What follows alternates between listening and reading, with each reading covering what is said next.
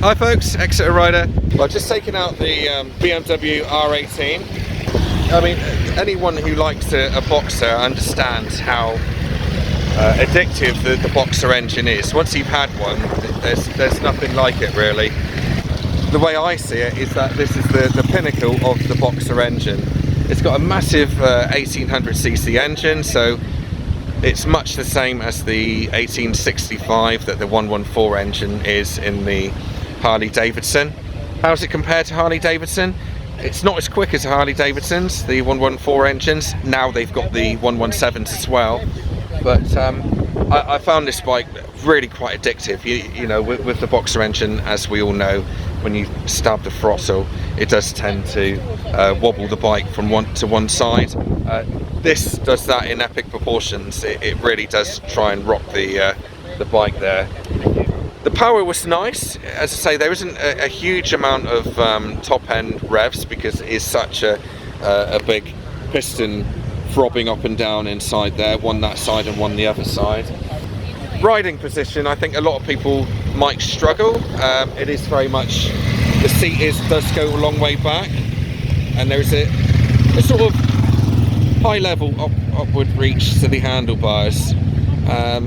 Now I didn't find a problem with that. I found that okay, but I can see that a lot of people may have an issue with that, so that's just something to take on board. But if you are a Boxer fan like I am, then this really is, although it's what I would call a sunny day bike, you wouldn't really want to commute every day on the bike like that. It'll be something that you just go out in the garage and look at and enjoy. I think it's a beautiful looking bike, absolutely stunning. I like the big pots on the side, which are absolutely ginormous. They do stick out a long way.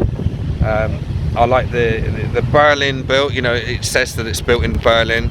That really does show that it is a proper old school built BMW made in Berlin, as opposed to some of the other bikes which are built around the world, India and wherever else. So yeah, I thought it's fantastic. But the only thing I didn't like really was the bike does tend to skip around a bit on heavy braking on the rear, and also the pegs. When you go around the corner, the pegs do tend to scrape quite easily because it is quite a low bike. But pottering around on, or Sunday rides out and about in the country, that's where this bike really does. It's amazing just to cruise around on. Even at 30 miles an hour, just cruising around town, it just, probably because of its low end torque values that it's got with the Boxer engine, it's a beautiful ride. You know, even going slow, slow and steady. The seat was a little bit numbing. I think that'd be a problem after a while. But the gear shift and everything that goes with that, it really shows that it's engineered really well. You know, it's almost like an old. I mean, I've got a 1998 BMW R18 That thing is built like a tank. It's solid as a rock, very well engineered, and that's where I think they've done well with this one as well. So I'm kind of surprised that it hasn't sold more. Yes, it's a bit skippy on the back end when you brake, and it's not particularly a fast. It doesn't pick up particularly quickly. It's still got a lot of power. It still gets there. It's still fast enough, but it's not like you see an 1800cc engine and you think that it's going to be really fast to get up really quickly. It isn't really like that.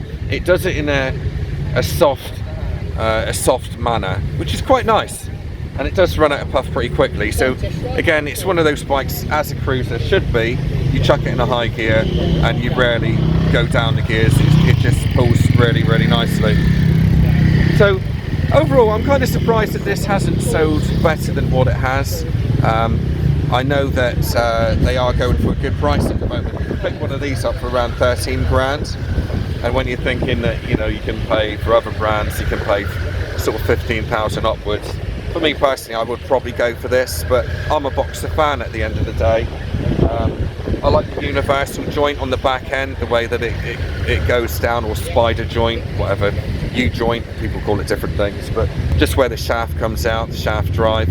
Yeah, so it's just, I just think it is, you know, for the boxer fans out there, you understand what I mean by saying that it's just a beautiful looking bike, well engineered, and it should be doing better. I think that's what I'm trying to say there. But I think the bike was launched right in the middle of the old dreaded that was going around, and so I think it had a bad start, but I think it should be doing better than what it does anyway. So yeah, that was my ride on the R18. I spent an hour on it. It was a good hour. The bloke was going like hell as well. He was getting his knee down. I was getting the pegs down.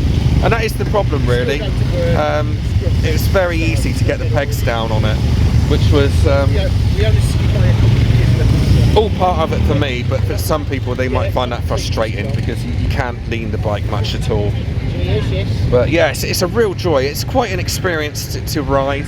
As I say, it's not a particularly fast 1800cc, but it pulls well, and it accentuates the boxer feel that anyone who likes the boxer engine. This engine really accentuates that feel of the power. You can really feel each piston. Yeah, there you go. That's that. So sorry I can't show you me riding it. It's just the apparently it's the insurance thing that I'm not allowed to film, which really pisses me off a bit. Really, no, it hacks me off a bit. Really. There you go. That's the BMW R18. Maybe one day I might be able to get one which I can actually show you what it's like when it rides, because I think I'll make a good video. You do get to feel how it would ride if I was to film it, because of the way that it behaves. So yeah, that's it. Thanks for watching, guys. I'm sorry that I can't show you anything more on this one. Yeah, if you've got any questions or comments, let me know. I'll be interested in knowing. Thanks a lot, and I'll see you in the next video. Beep.